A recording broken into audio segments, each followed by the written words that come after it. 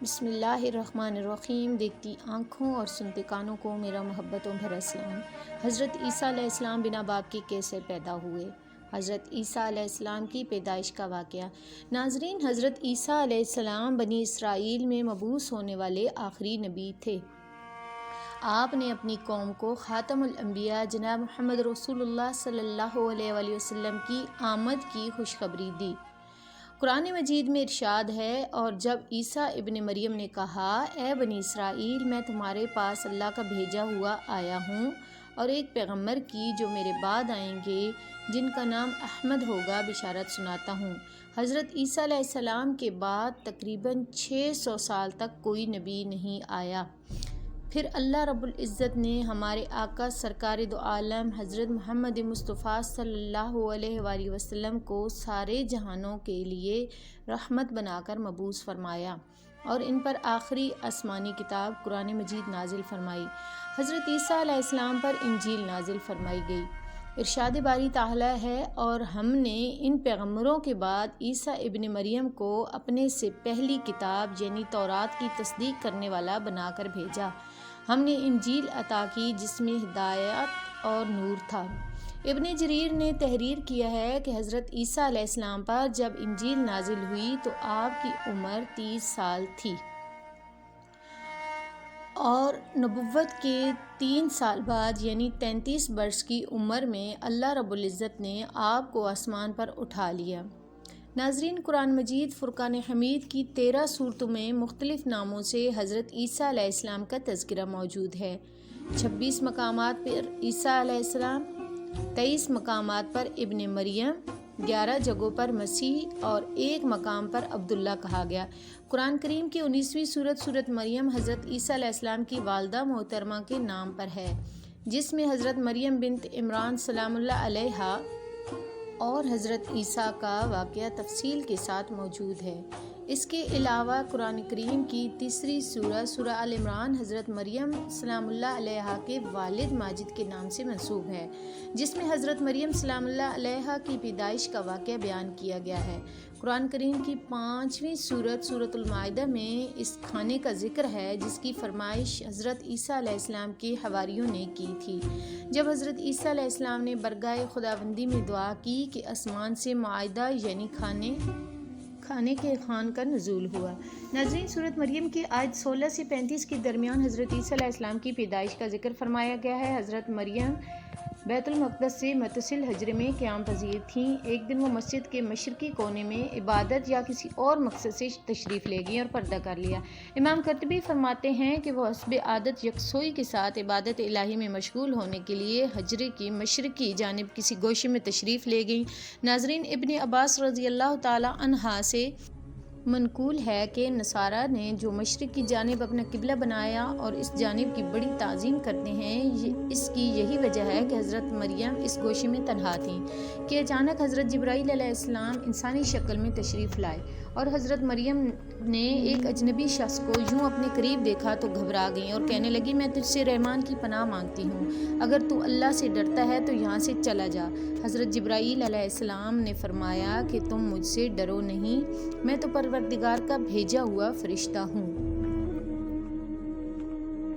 اور تمہیں ایک پاکیزہ بیٹا دینے کی خوشخبری لے کر آیا ہوں۔ حضرت مریم نہایت حیران اور پریشان ہوئیں اور تعجب سے فرمایا، بھلا میرے ہاں بچہ کیسے ہو سکتا ہے؟ مجھے تو کسی انسان نے ہاتھ تک نہیں لگایا اور نہ ہی میں بدکار ہوں۔ حضرت جبرائیل امین علیہ السلام نے فرمایا، ہاں بات تو یہی ہے، لیکن اللہ تعالیٰ فرماتا ہے کہ یہ میرے لیے بہت آسان ہے، اور ہم اسے اپنی قدرت سے تخلیق فرمائیں گے اور اسے اپنی نشانی بنانا چاہتے ہیں۔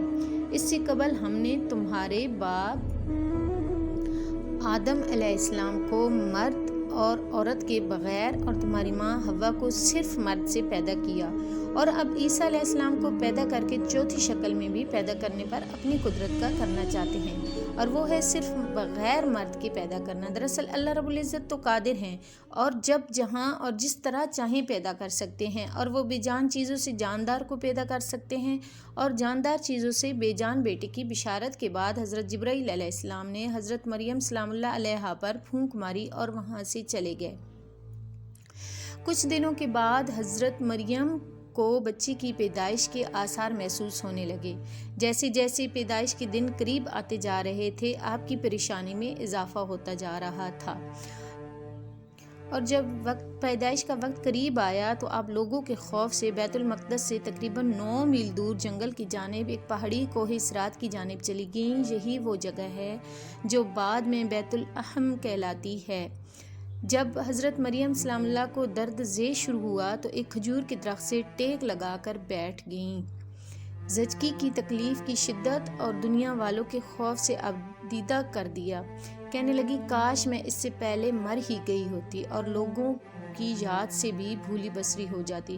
علماء فرماتے ہیں کہ انہوں نے موت کی آرزو اس لیے کی کہ وہ عزیز و اقارب، خاندان، برادری اور لوگوں کو کس طرح مطمئن کر سکیں گی، جبکہ کوئی ان کی صداقت کی تصدیق کرنے والا بھی نہیں، کہ شہرت ایک نیک پارسا اور زاہدہ کے طور پر، لہٰذا ان کے لیے یہ تصور بھی بڑا روح فزاں اور تکلیف دہ تھا۔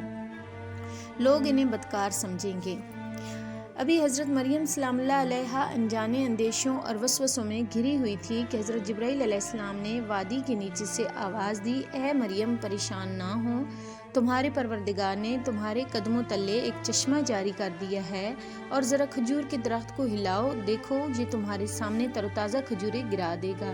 اب تم مطمئن کے ساتھ یہ تازہ کھجوریں کھاؤ، چشمے کا پانی پیو اور بچے کو دے کر اپنی آنکھیں ٹھنڈی کرو، اور اگر کوئی انسان نظر پڑ جائے تو اشارے سے کہہ دینا کہ میں نے چپ کا روزہ رکھا ہے، میں آج کسی شخص سے بات نہیں کر سکتی۔ اس وقت کی شریعت میں کھانے پینے کے ساتھ بولنے کا روزہ بھی موجود تھا۔ حضرت جبرائیل علیہ السلام کے اس پیغام سے حضرت مریم سلام اللہ علیہا کو اطمینان اور تسلی ہو گئی۔ اب میرا پروردگار مجھے بدنامی اور رسوائی سے بچا لے گا۔ حضرت ابن عباس رضی اللہ تعالیٰ عنہ سے مروی ہے کہ ولادت کے 40 روز بعد جب طہارت ہو چکی تو حضرت مریم سلام اللہ علیہا اپنے گھر والوں کے پاس آئیں۔ لوگ نومولود بچے کو گود میں دیکھ کر حیران ہو گئے اور بدگمان ہو کر بولے، اے مریم یہ تو نے بڑے گناہ کا کام کیا ہے، نہ تو تیرا باپ برا آدمی تھا اور نہ تیری ماں بدکار تھی۔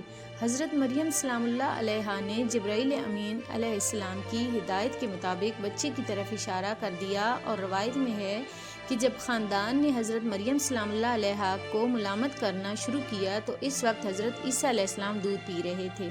جب انہوں نے لوگوں کی ملامت بھری باتیں سنی تو دودھ پینا چھوڑ دیا اور اپنی بائیں کروٹ پر سہارا لے کر ان کی جانب متوجہ ہوئے اور انگشت شہادت سے اشارہ کرتے ہوئے فرمایا، میں اللہ کا بندہ ہوں، اور پھر اللہ کی طرف سے نبوت اور کتاب ملنے کی خبر دی۔ اس کے بعد فرمایا، اللہ نے مجھے نماز اور زکوٰۃ کا پابند بنایا، اور جب تک میں زندہ ہوں مجھے اپنے والدہ کا حق ادا کرنے والا بنایا، اور مجھ کو سرکش اور بدبخت نہیں بنایا، اور اللہ کی سلامتی ہے مجھ پر جب میں پیدا ہوا، جب میں مروں گا اور جب دوبارہ زندہ کر کے اٹھایا جاؤں گا۔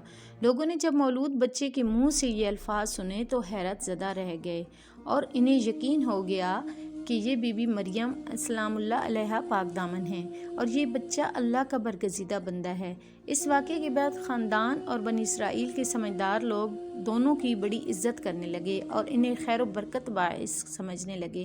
یوں اللہ رب العزت نے اپنی قدرت کاملہ سے بغیر باپ کے اپنے پیغمبر حضرت عیسیٰ علیہ السلام کی پیدائش فرمائی۔